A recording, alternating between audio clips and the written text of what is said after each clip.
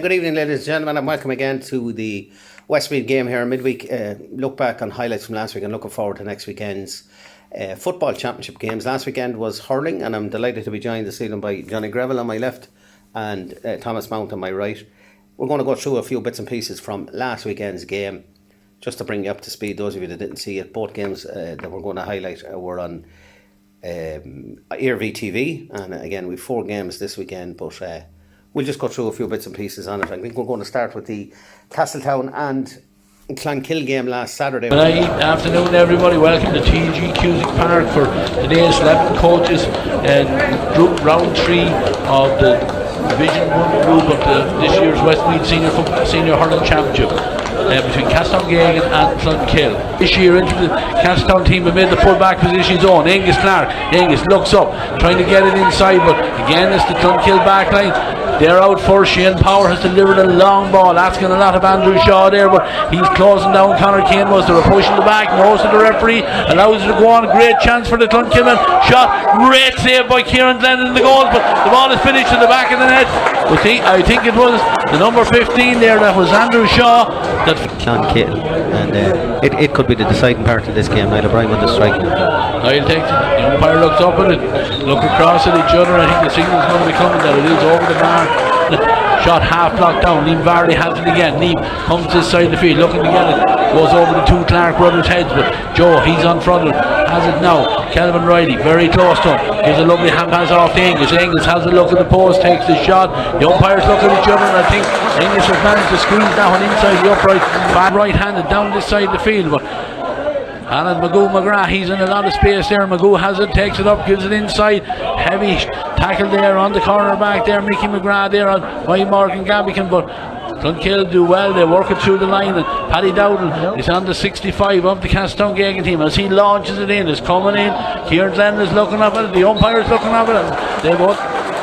The umpire, the man that counts, decides that that's over the ball through his hand, but David Lynch sees a loose ball. He comes onto it, doesn't control it. Joe Clark is trying to fight for it as well, kicks it out into a little bit of space, gets the head up. Couple of Clonkill men around, and gives it on now to Kieran O'Brien. Kieran heading for the D, takes a shot. Andrew Mitchell cools the breeze, just puts out the hurl, brings it to the ground and fires it away, and certainly it needs to be very special to beat Andrew Mitchell from that kind of distance. But from the clearance, Liam Vardy catches in the air, great catch, gives it into Niall O'Brien, who shows in front of his man. Niall, you cannot give the man that kind of space, and with the puck out again, firing it down this side of the field. Ball is dropping down here, up goes the hands, knocked down very close to the sideline. I think it's Niall O'Brien that had come across there to win that one. Lovely ball, great vision, gives the ball inside to Liam Barley, and Liam coming forward from them. Never in my lifetime, and James McGrath is not for hurling, so to argue with a referee is just nonsensical. Yeah, 5 in the goals there, and sure enough Brendan Burton decided to have a go for it. Castletown got the block on it, but the clearance not the best in the world, and it comes back out to Brendan, turns and fires it over the bar. Niall comes forward, rifles this one in, no problem with the distance, no problem with the accuracy as well, and fires it over the bar. And that indeed is the last action of the half, and Castletown on the half-time whistle, ahead by that free from Niall O'Brien. Clear of his calibre, it takes quite an amount to knock Brendan Murto over, or to really stick in him like that, but he looks a bit shook after. Conor Kane took the sharp puck out from the goalkeeper, fired it straight down the line to Niall O'Brien. Niall gives it back to Plunkett Maxwell. Plunkett has a look at the post, and certainly that switch of Plunkett Maxwell from centre field to centre forward has paid dividends already, as he fires that in over the heads of a couple of players. But Conor Kane, he comes out, gives a hand pass, and Joe Clark caught standing looking at that there, and Paddy Dowdle steps in, and Paddy Dowdle with his second point.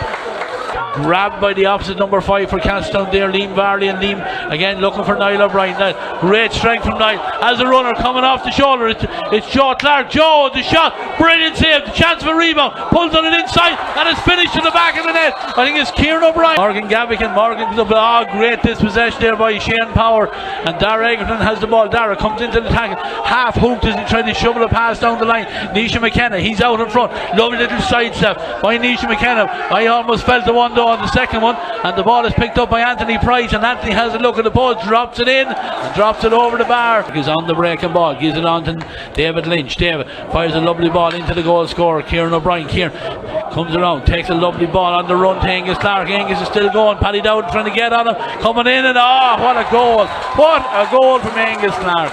In the world, because Kelvin Riley is awake to it, and Kelvin comes inside, he's on his own 65, he looks up and sees Anthony Price in a little bit of space. Anthony has support back here. Shane Power, Shane takes the shot in, it's dropping in, it's a dangerous ball. Niall Mitchell is in on it, Niall Mitchell has it, and Niall Mitchell has it stuck on the roof of the net.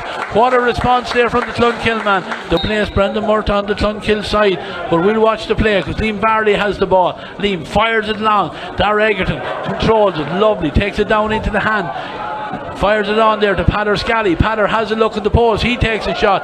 What a response again from the Clonkill man. One between them, two in, I would expect, on top of Niall Mitchell. That's probably the modus operandi for them at the moment anyway, Ray, and that's exactly what's happening if it's not going over the bar. Is it gone all the way over the bar? It is indeed. It's right over there and cut inside. Nice ball into space. Jordy Smith gets a little touch on it. The ball runs by him onto Nisha McKenna, but Nisha McKenna is beaten to it by Niall Mitchell. Niall comes inside, he's on the 20-metre line, has a look at the post. What a finish! What a finish from the big man. Nisha McKenna drops the ball. Jordy Smith is inside. There's another chance.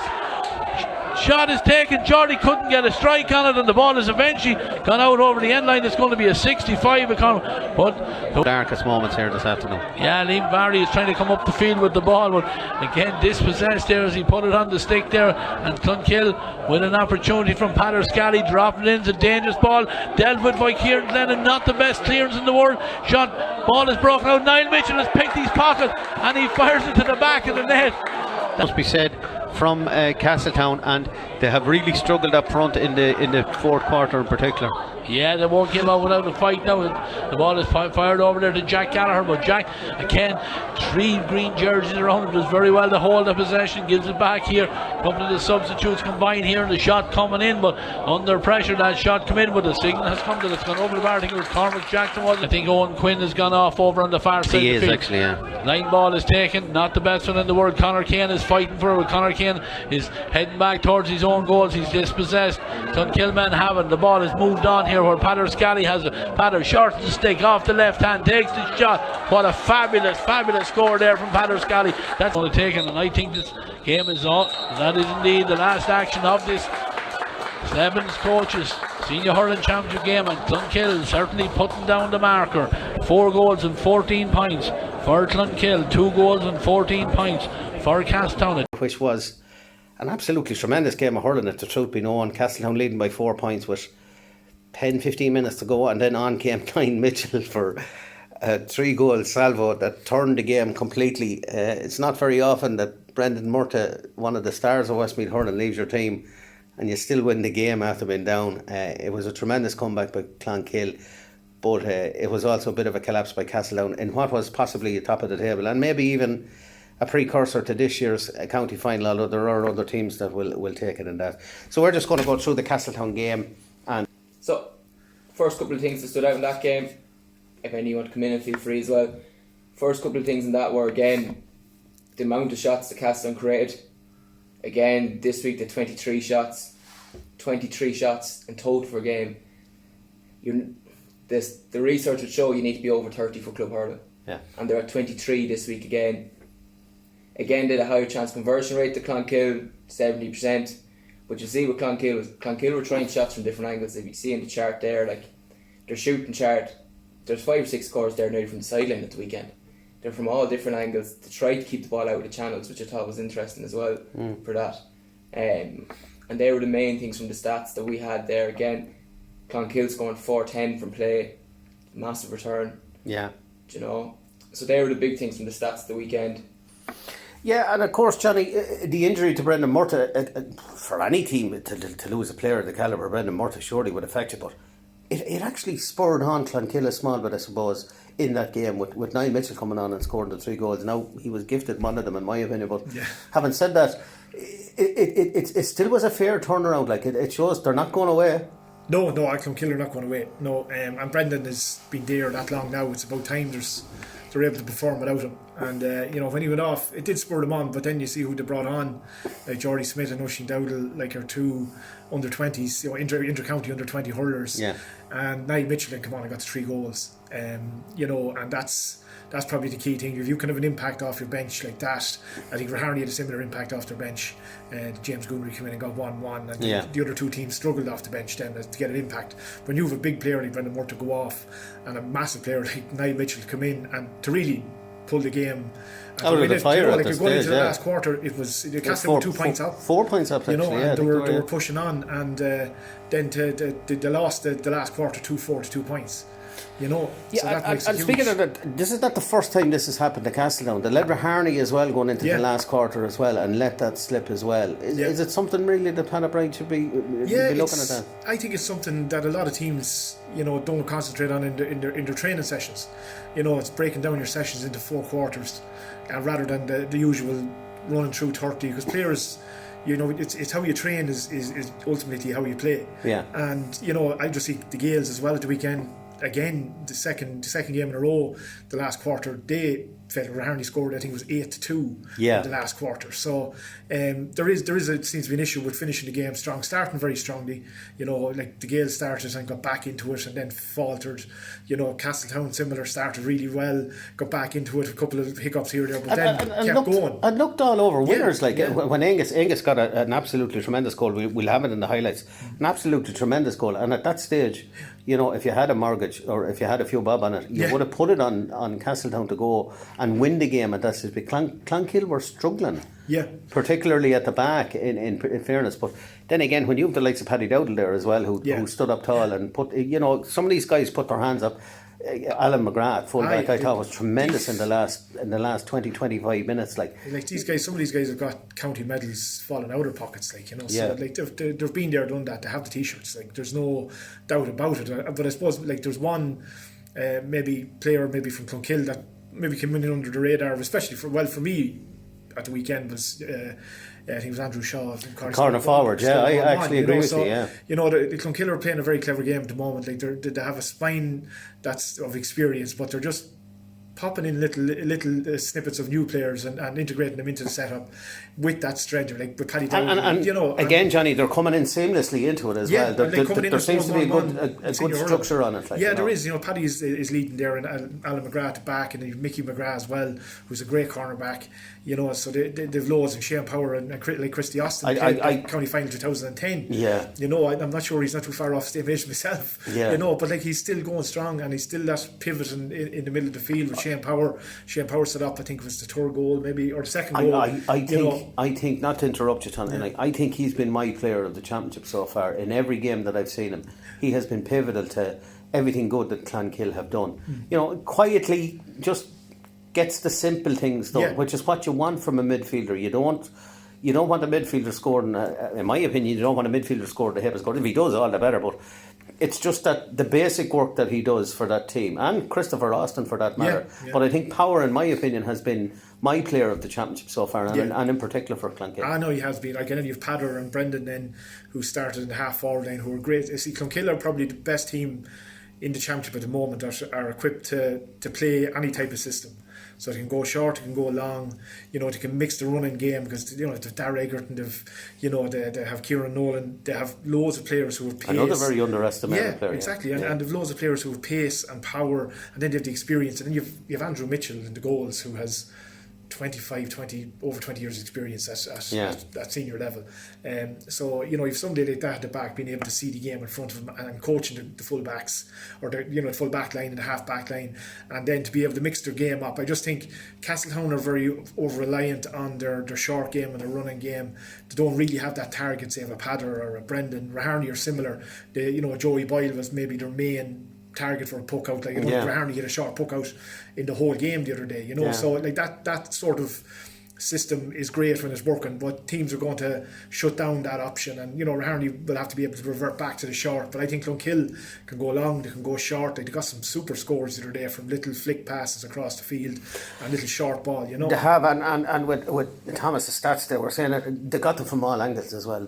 Some of the scores they got were absolutely outrageous. It's particularly towards that fourth quarter. Like, they kept in the game with really decent scores. But when the chips were down and when they needed to up at a level, they actually did up at a level. And everybody kind of rode in behind Niall Mitchell. When he got the goal, it kind of spurred them on. I felt there was almost a weight lifted off some of the rest of the lads' shoulders to decide that, well, if Mitch can do this, maybe we can strike for it as well. Yeah, and you see that as soon as he got the first ball, he was the confidence was building throughout the team.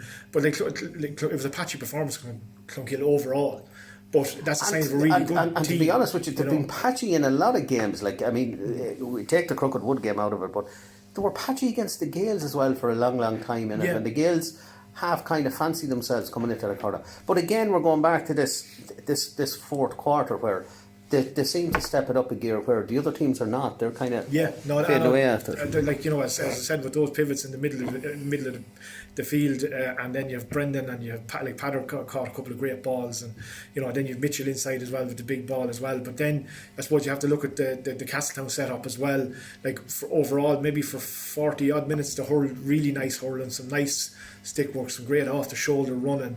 But when it came to the crunch in that last quarter, they outscored 2-4 to 2 points. Yeah, which is that's a big difference. 10 points to 2 is a big difference. Like, and 4-10 as we said that Clonkill got from play. But I would say maybe a couple of the goals, say Liam Vardy, for example, as I said earlier on, was probably the key player that should have been put on Mitchell when he came on, and that didn't happen then. Or maybe even a guard in front of his full front. Yeah. Mitchell. If you have your homework done, you know that if he's coming in off the line, straight away you have to get your house in order. And I just felt maybe they didn't readjust quickly enough to maybe shut out that threat. And like 3 goals is like I think again, it's not rocket science. You know what you're going to get from Niall Mitchell when he comes onto the field. Clonkill are going a powder ball down on top of him, and invariably he'll win 5 out of 6 ball 3. I thought he was tremendous. Like, he was brilliant. It was the range of skills that he showed, and so comfortable on the ball as well. Yeah, but then look, like the other side of it was a patchy performance. Like, Clonkill have probably 2 or 3 more gears in them. Like, Castletown were in first gear for about 45, 46 minutes. They were at the peak of their performance, and there was just some key moments in the game, especially around the goals that they're showing in the highlights. Like Shane Clavin, for example, at 6, probably isn't a natural 6. Maybe say the likes of Angus would be, or Liam Vardy would be, who would, when you lose possession in that's when you're straight away you're coached to go back towards your own goal and cover the space in behind. And for one of Mitchell's goals that he nearly walked it through, you can see it in the clip when you show it here that Shane Clavin actually goes to the front. He's expecting the gas, so he goes forward rather than snuffing out the threat in behind, and Mitchell goes into the space that maybe Clavin should have been to stop that ball. And just little things like that, I would have felt that Castletown were a little bit naive on, and Clonkill's experiences, they've been there, done that. But I think Castletown can take a lot out of their running game and their off the shoulder stuff. Like Angus, anything in between their 45 and the opposition 65, they seem to have a player off the shoulder. And there was one great, I think Andrew Mitchell, great save. I think it was Kieran O'Brien ran through, and it was a top corner shot, but that was off the shoulder, quick hands from Angus or whoever was in that zone there, And I felt that if that was all well and good, but the cutting edge wasn't there. Like when Niall Mitchell got his 3 chances, there were 3 goals. When Castletown got their goal, like they had 3 or 4 more goal opportunities that they could have taken on another little bit, and they just didn't have that cutting edge. And I think that they need to build that and probably maybe start from your back and try and get your key pivot players into your game and try and get them to orchestrate your attacks from defence. Like with Liam and Angus, they have to be in that zone. Involved in it. They have to be involved in that area. There's a lot of young players around that in that zone there, with Nisha McKenna and a few guys at full back. They need more guidance and more help, and Liam probably needs to go central. Angus probably needs to come back a little bit further down the field, even though he cost a lot. The goal he got was probably one of the goals of the year. But he's got the energy to be able to get up and down the field. But like Niall O'Brien scored 9 points, I think it was 1 from play. Probably need more from Niall on that side of it as well. It's great, the place balls are fantastic, but like you see with Clonkill, they scored 4-10 and 4 frees. So the free taking, is pivotal in any game, but it's important that you're able to get those few points over from play as well. Yeah, and on Sunday night here, we had another excellent game of hurling between Raharney and Loughlin Gaels. Good evening everybody and welcome here to TG Cusick Park for today's Slevins Coaches Senior Hurling Championship game between Loughlane Gaels and Raharney.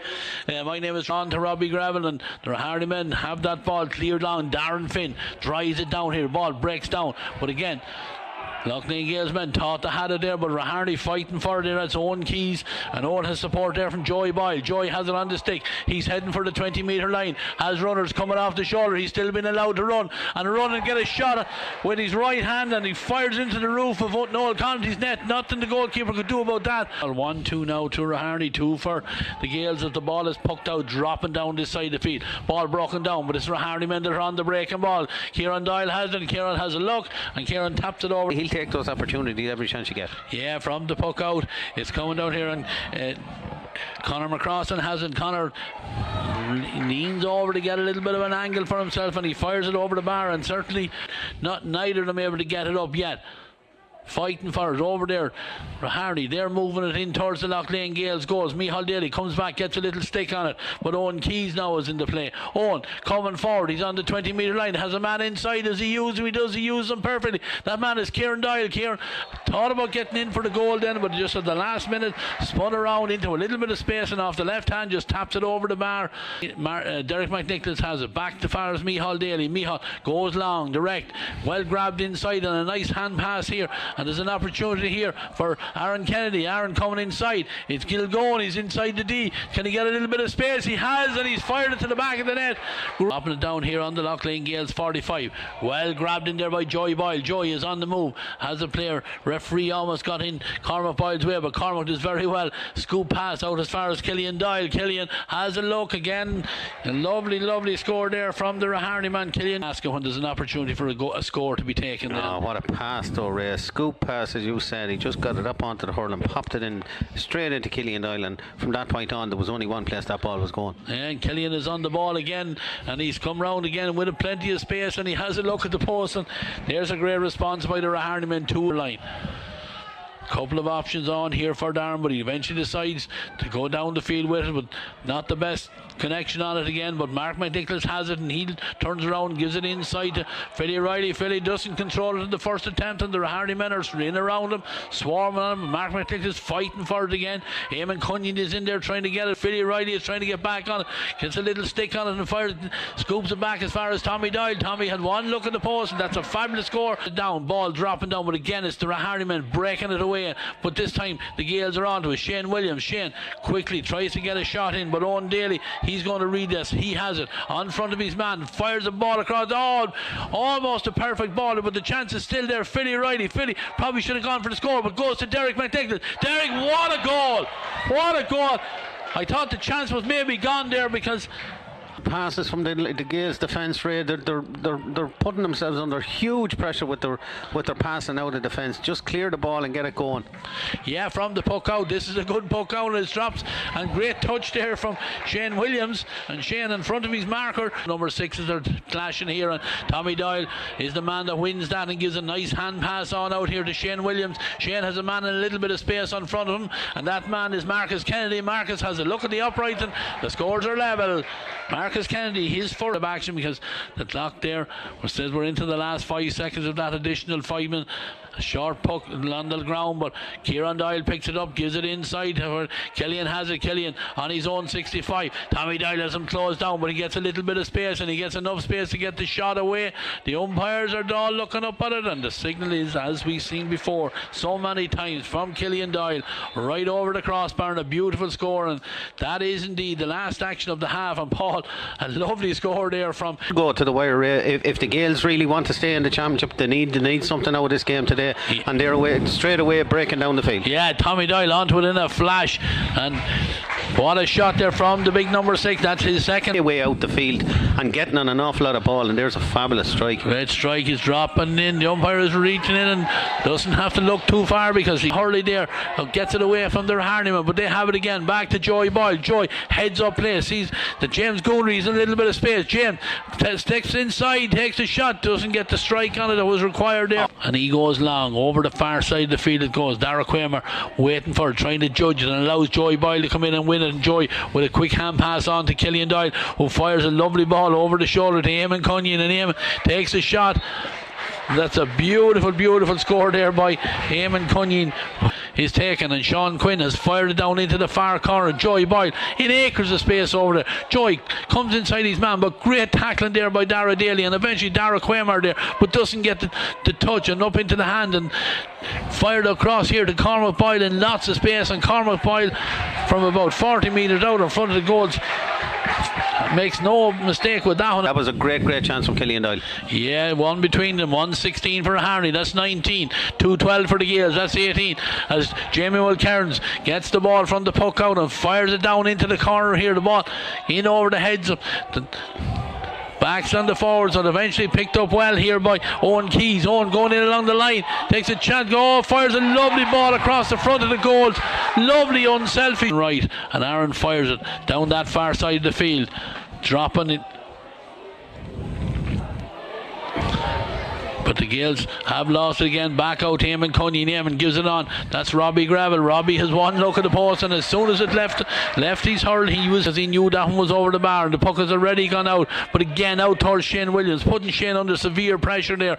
Ball won there by Eamon Cunyon. Lovely ball inside, and Killian Doyle has a chance again. And Killian Doyle, I would be expected he would take this chance, and that's exactly what he does there. Possession, Shane Williams has it, and Shane over the shoulder without looking fires it in. Again, he's looking for Derek McNicholas inside. Derek had a chance there, but surely there was a push on the back. Oh, Derek it looked like it to me, Ray. Certainly he was thinking about lining up, but doesn't make any difference, because he has the ball back and he has it rifled to the back of the net. McNicholas down here.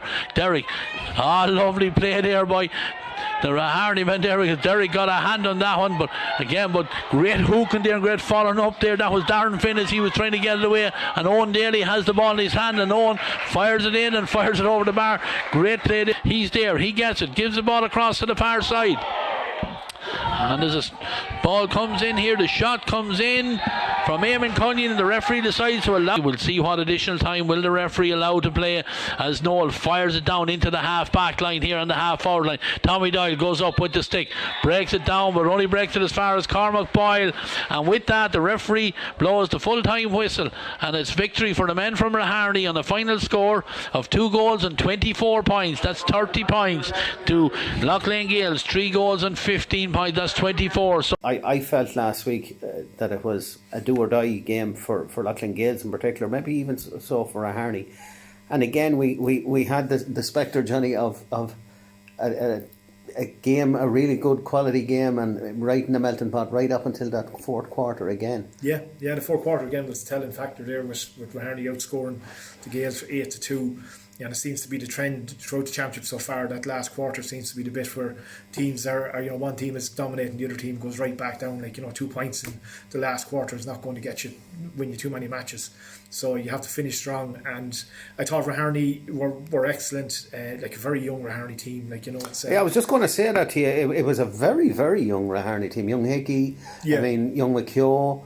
An awful lot of very, very young lads stepping up to the plate. Maybe even Owen Ahern, he's only 20 years of age. These guys are 21. Young, even Sean they really stepped up to the plate when they needed it most. Absolutely. Because let's be honest about it, in the first quarter, they looked tired. They looked their short puck out game certainly wasn't working as far as I could see anyway. They spilled an awful lot of ball, particularly around the middle third, between the 45 of each team of the pitch, between the 45 of each side. I thought that their use of the ball was very poor in that area. But then when they stepped it up, I suppose it was the couple of goals maybe that set them alight. But when they stepped it up, they really stepped it up, and they began to sound Killian Doyle was outstanding in my opinion. I thought he was excellent. Yeah. Not just for his scoring prowess as such, but I thought his distribution to the rest of the players was excellent. Yeah. And then you had Joey Boyle, I think, nearly played at centre of the field there as well, which was a problem for them on the last day. But they definitely they learned from their previous game and stepped it up a level for it.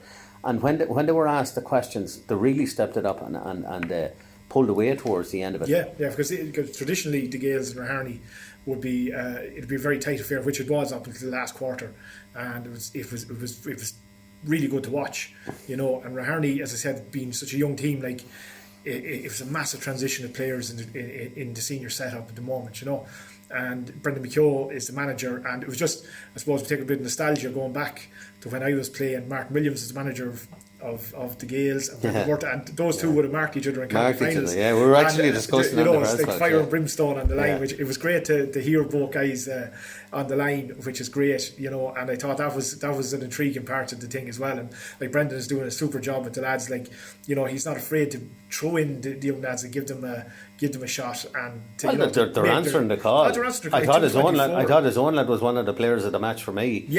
Connor. I thought he was excellent. Now I really was. He's a strong, like I had him when I was with the under-20s, and we played Limerick down in the Gaelic grounds, and he was playing wing back, and the same position he was playing at the weekend, and he was grabbing balls out of the sky, and lads were bouncing off him. And you can't get that at that for at senior level to jump up straight up into senior and have that physique to be able to match the top players like Derek McNicholas, Mark McNicholas. These guys have all been around 15 or 20 years. Connor wasn't found wanted.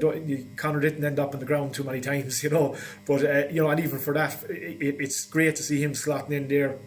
My old brother Robbie then dropping back to a centre back role. Yeah, he kind of played more as a libero. We were saying that on commentary on the weekend. He kind of played as more of almost a sweeper system. Insofar as that he actually didn't mark anybody. Yeah. He just took the space where he would. Where the space was coming. It's probably, I suppose, rather than a sweeper, we'll call it an extra defender. And the way I look at it is like there's two types of sweepers now.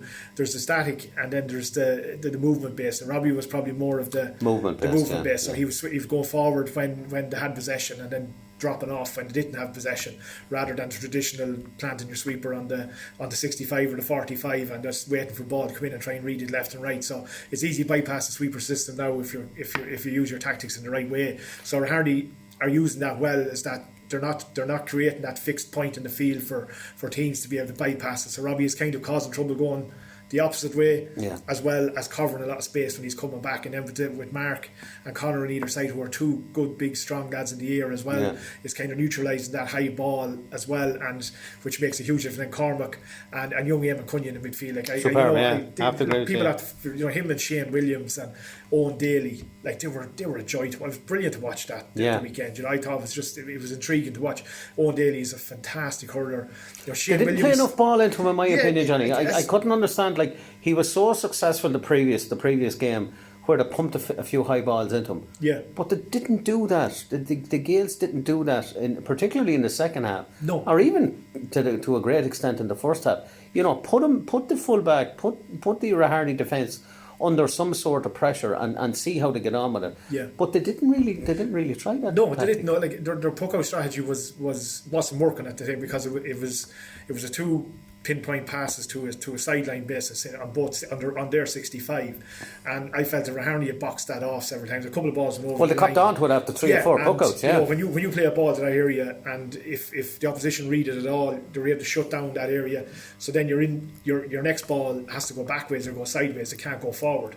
So that's why they didn't get enough ball in. I thought maybe they could have played that short ball inside the 45 a little bit more, which then maybe would have given them a platform to maybe bypass the Raherney half back line and pop it into the top. But they kept going sideways to each sideline on the 65, which then Raherney rushed and shut down then, because they had the players who had the physique and the fitness to be able to shut down that ball. And I think Raherney they turned over several balls that they did, quite an amount of more. Killian Doyle popped back out to Killian, and he scored from 80 or 90 yards out. So I thought, again, a little bit of naivety there. There wasn't much adaptation in their system and how to change the game, and maybe Noel in the goal should have changed it quicker himself, whereas Raherney were one-dimensional. Like, I don't think they hit a short puck out from what I can remember in the whole game. Them, no. Their main target was Joey Boyle, and he pulled some fair balls out of and he did. It was one of the better games I've seen him play for Raherney.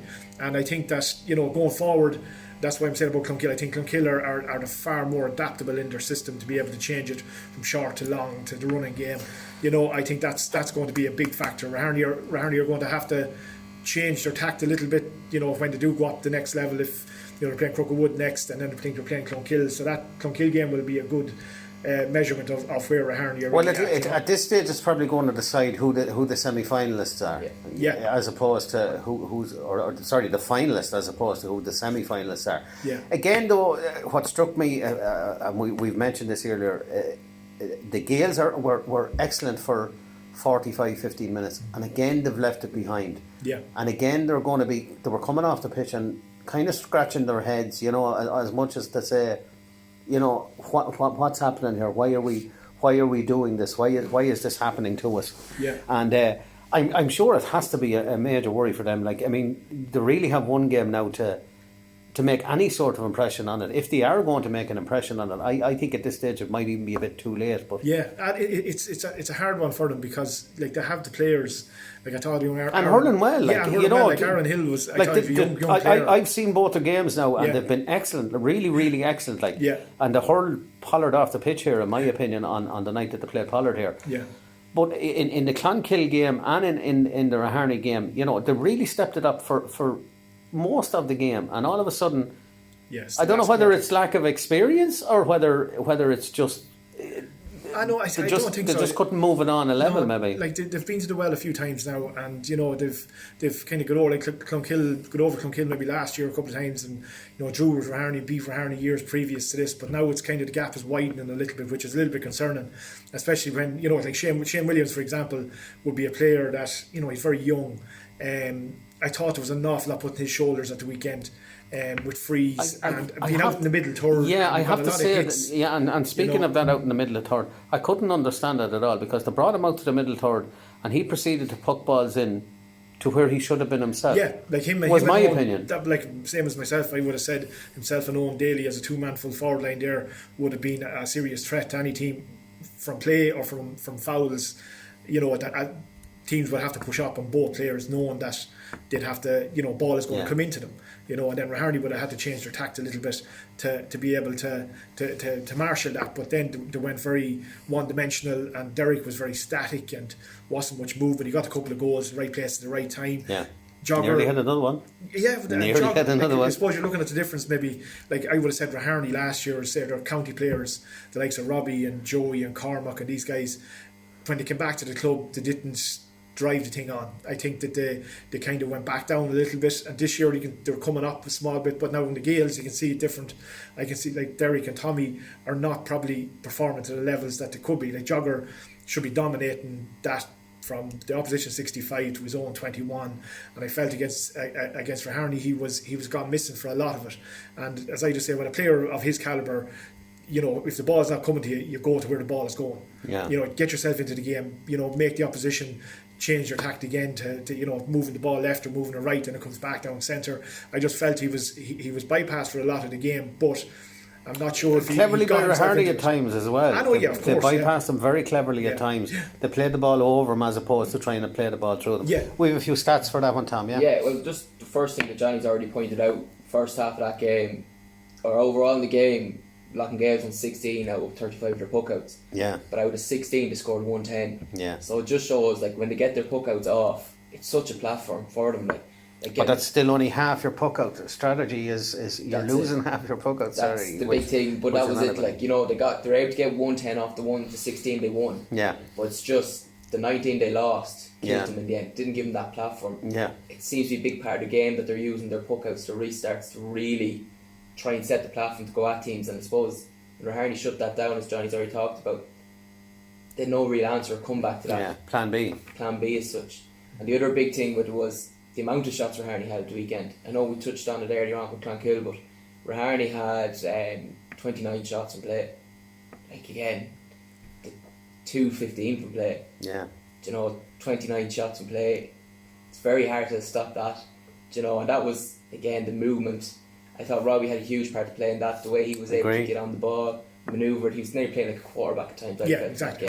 The best way. The very good. Yeah, that's a very good analogy. I think he was the quarterback. Yeah. And he was able to then, you know, a lot of the time you're saying about Jog being dragged out of position. I thought the use of Robbie's, but the way Robbie used the ball, probably manoeuvred Jog around the pitch and got the lads the space they needed. Yeah. And I suppose, look, when you have Killian Doyle, some scores he got, there was one where Jog was right behind him and he was nearly in the press box with us at one stage when he put it over the bar. I couldn't believe it. Stephen Ray Gavin were in commentary and I couldn't believe it. He was virtually underneath the press box, and this show just whizzed across the bar. Like, he's just an exceptional talent, and you have to be cognizant of that as well. And I do feel a certain amount of sympathy for Loughlin Gales fans and for Loughlin Gales themselves. You know, they've been in games. It's pushing it that bit forward. I do feel a certain amount of sympathy, I suppose, for Castletown as well, insofar as they haven't got the monkey of Castletown off their back. of Clonkill off their back. Yeah. It's just kind of like a spectre on their shoulder going, you think you're great, but we're still here. Yeah. And they need to get rid of that. They need to get rid of that monkey. They need to get something to get over that. Well, one big performance, one game can change that in one moment. But at the end of the day, they have to be in the championship. Like they've a draw and a loss, and a win. And a win, and they're going in under pressure now. So there's big games to come down the road, and that's really going to be the testament of the character of the team. Themselves in the games, probably the deciding game. I think so. Yeah, I think that's the way it's going to go. And then you have to look at it maybe, with football, like I see it even just.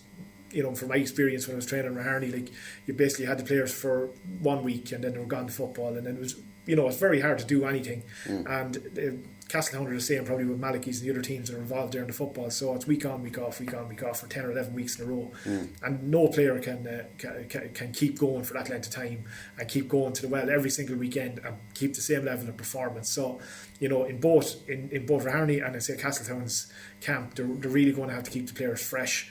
And I know they've all got second teams. Like Raharney, probably the use of their bench was a good use with one substitute. With James Groomery coming in, he got one, which was excellent. But they're probably going to need a little bit more backup. I know Darren Giles is out injured, and he'll come back. He's a big loss. Young Jamie McCarron stepping in full back is no. Thought he had a good game. Yeah, I thought he had a really good game. Big strong presence there, and again a very young man. Very under 20 this year. He's actually under 20 next year. Yeah, he is, and the same with the Gales. Like I like the Gales' style. It's a nice mixture of getting a few hits in and turnovers and tackles and some really good there's some top forwards, but they just need to get it to come together a little bit and to finish games stronger, because they are matching teams at certain times in the game, and the important part of that is when they do get to match them or get close to them or get on top of them, is to stay on top. And they've had, it's probably the first time in a long time the Gales have had a forward line that's really threatening. Like Marcus Kennedy, I know he was brilliant the first day. They had Derek got a couple of goals last. It was quite enough, but you've Shane Williams, Warren, and even Mark Nicholas. Like you've forwards there that can cause any team. Young Daly, I think Owen Daly has a lot more to offer. I think. I think he's definitely a star of the future. Not alone in the purple and gold. I think he possibly in the maroon of Westmeath as well. Yeah. The other game at the weekend we had was in the senior grade was Castle Pollard and Crookedwood, and unfortunately again for Crookedwood, it's another very serious defeat, Johnny, and there's, in my opinion, there's no way back.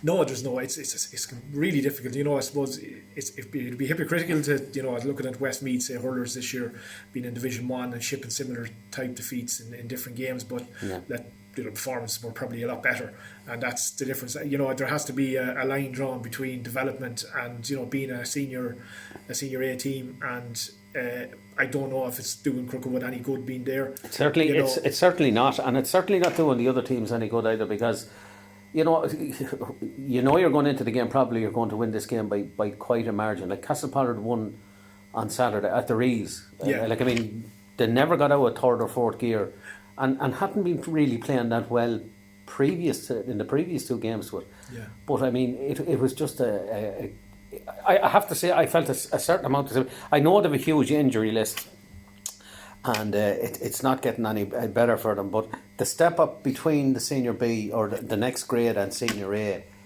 is it just that too much? I think it's too much. I think there's possibly a call for the bottom team in A playing the winner of B. This is what we've discussed as well. It's just something for future.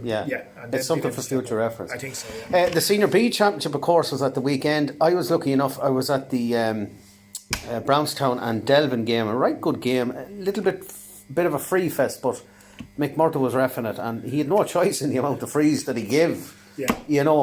But Delvin came out the right side of it. The one thing we have to mention then, and we wish him well, is Conor Shaw got a very serious injury towards the end of it. Nothing malicious, I have to say that straight away. But it brings Delvin right back into it now. And I think they're one of the teams maybe that are on the cusp of breaking through into that senior level. I know they lost the first game against Father Dalton's. And Dalton's, of course, they won at the weekend against Bridget's 17-13. St. Bridget's, which puts St. Bridget's in a little bit of hassle. That group is still kind of still kind of wide open as well. Clonkill, of course, are virtually gone out, I think, at the moment. Clonkill, Cullen beat them. Like Cullen are another side on the up. are on the up, and Delvin definitely on the up. Delvin are probably a senior A status, team, and to have that calibre of player, that's Josh Coll is one of the best players in Leinster. Injured, unfortunately. He had a very heavy strap on his leg, I seen the other day. Now. Yeah, I like young Dean Ennis played for them now. Dean Ennis he was excellent for them. And what they player. did was they had Killian Murphy at fullback. Yeah.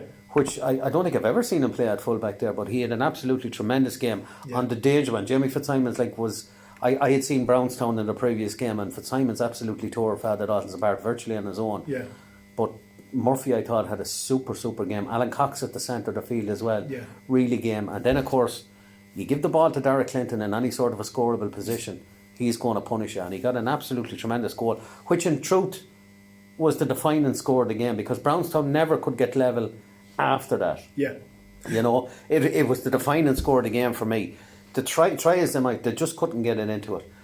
Delvin brought on a couple of subs, made a little bit of a difference. Brownstown didn't have the bench. Yeah, and that's the kind of key thing. And I think I think that's going to be their Achilles heel. Yeah. Come towards the knockout stages of this, which I have to honestly say, I don't think they'll be in it. I think it'll be Cullen. I definitely think Cullen will be there. I definitely think Delvin will be there, and after that, maybe it's going to be a shootout with Father Dalton's and Bridget's. And Bridget's. Yeah, I think so. Yeah, Father Dalton's are kind of the same. The football, the momentum carries us across. It's a huge injury list, Johnny. I was just talking to somebody. I was talking to Brian McCabe there the last day we were here. Their injury list is phenomenal. Like their centre half forward from last year, Johnny Tumulty, gone for the season, and gone with Tang as well, and a great target man as well. But it's still all to play for. I do think Cullen will be thereabouts, and I think Delvin will be thereabouts. The other position maybe slightly up for grabs at the moment. But again, it's a competitive championship. It is to the level that they're playing at, John. Yeah, exactly. I do agree with you. I think that will develop. I think the step up. I think the step up is. Are any of the teams I've seen so far ready for that step up to Senior A? I'm not totally convinced about it. Yeah. Not at the moment, anyway. Yeah, but I think for development of all those teams, and especially younger players coming through, if they were playing the Raharneys and the Castletown's and the Clonkills, it's very hard to integrate younger players into that. And like Crookerwood, for example, getting hockeyed by 227 or whatever it is, it's not good for those young lads to see. Well, it's certainly not. Now it's there's certainly a very not for competitive, Crookerwood. The next championship underneath is very competitive as well. The kind of touring, kind of coming up there, pushing it there. Plunkets as well. I know Aaron Craig got injured. Yeah, with Connor actually. I think it was Connor Cahill Craig got injured, and we're just going to talk about the intermediate. We have a few highlights from the Plunkets game as well. They were very impressive against Southern Gales, and it probably means now that Southern Gales are going to be the team in that section that probably won't make a playoff at this stage. It looks like it's going to be Ringtown, Jordan and Plunkets at this stage, which is probably what we would have thought at the start. The other group is farcical insofar as that all three teams playing each other, but they're already in a quarter final anyway. It's just playing for who's making what position it switches. But I have to say, having watched an awful lot of the intermediate grade, I do think this year maybe an intermediate team will win the intermediate championship. I don't see it going to a second string, or in Clongill's case a third string of a senior championship. How do you feel about that, John? Yeah, no, I think that's what everybody's been striving for. Solely intermediate clubs need that platform to be able to get that success to develop. You seen an overload. I just seen Raharney pledge at the weekend. John Shaw was man of the match score. This. What age? 42. Yeah. So you could have talked out yourself. Yeah, we could have all got it. You probably were asked. But to be three, like Clonkiller stretched, a little bit now with the three teams. Yeah. Whereas previous years their second team would have put to the pin of the collar some of the senior teams. Yeah.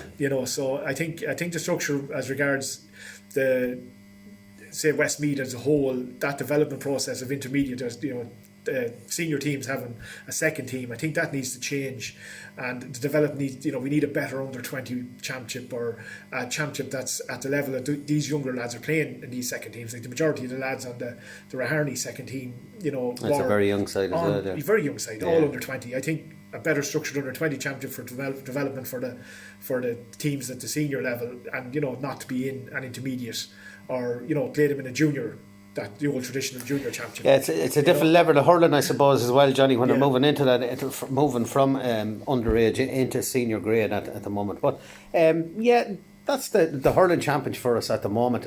We've a very, very busy football championship this weekend. There's 4 games live. Any of you that are watching on Airview TV or want to watch on Airview TV, there's 4 live games at the weekend. I'll have a sore throat by the end of Sunday night, but we've Shandon and Killucan in St. Lomans on Friday night. We have Kinnegad and the Downs on Saturday afternoon. We have Moat and Rosewood on Sunday afternoon, and Terrace Pass and Athlone on Sunday evening here. So 4 really, really important games on it. Johnny, I don't know, you've seen Killucan, I suppose, as well. After the defeat to Shamrocks, are they on the back foot a small bit, maybe? Yeah, I suppose momentum is a big thing, especially when you have the dual situation between Raharney and Killucan. So, but like Shandon are going really well, and it's going to be. I think they have to get points on the board the next day.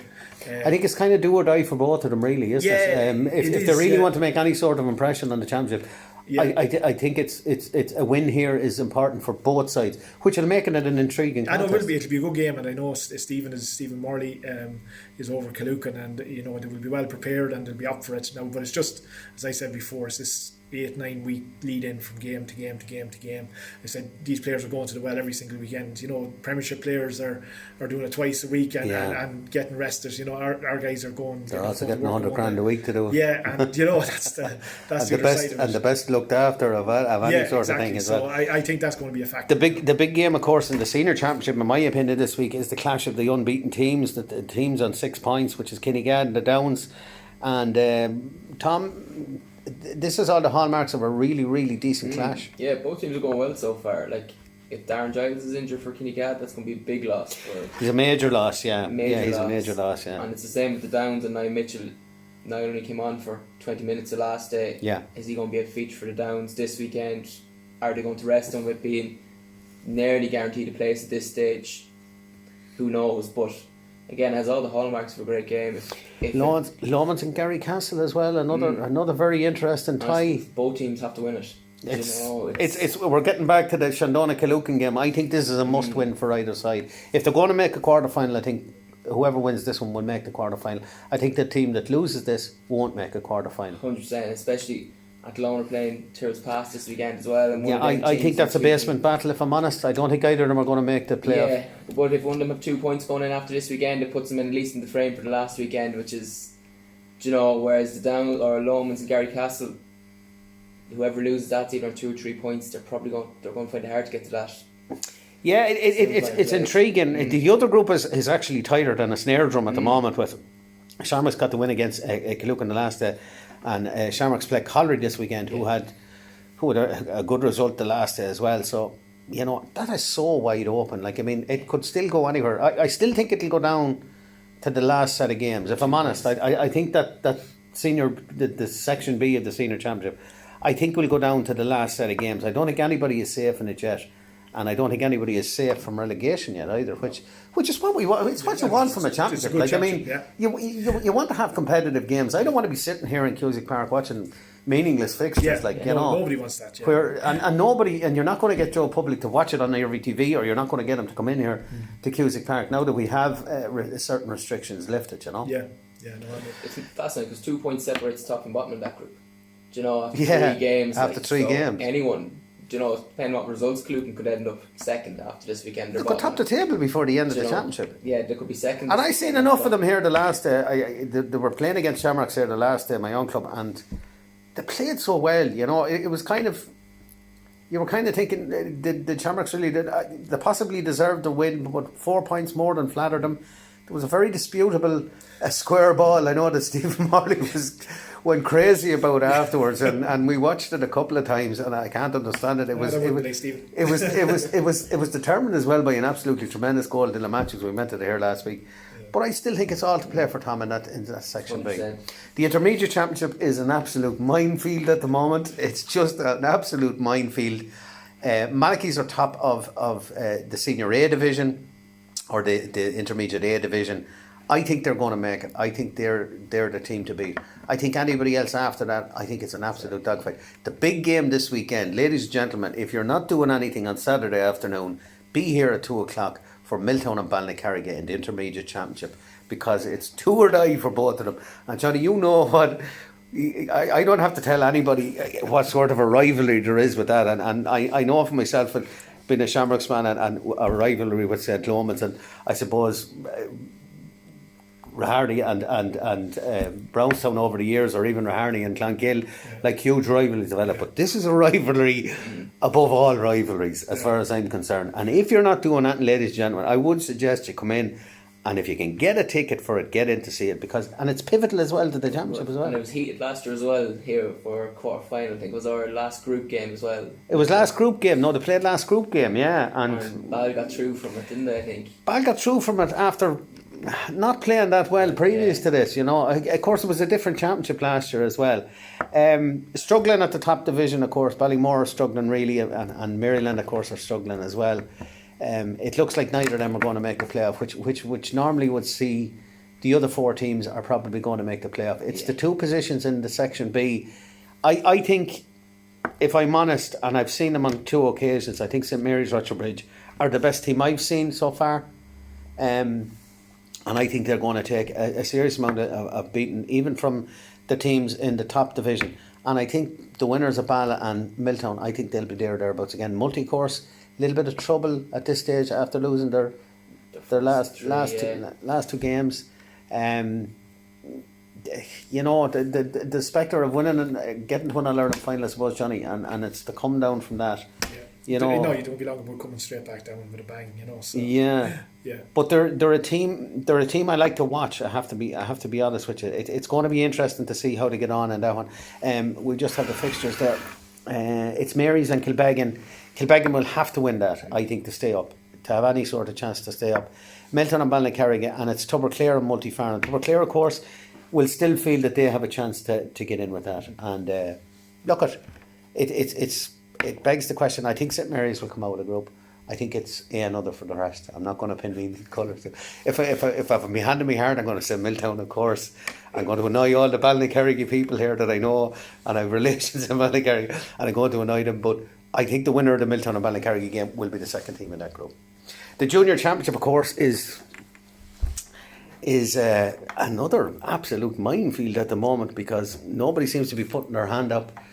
We thought at the start of the year it would be, as you've said about the Junior Hurler or the Intermediate Hurling Championship, we'd always like to see a proper junior team as opposed to a second string of a senior team win a championship. Yeah.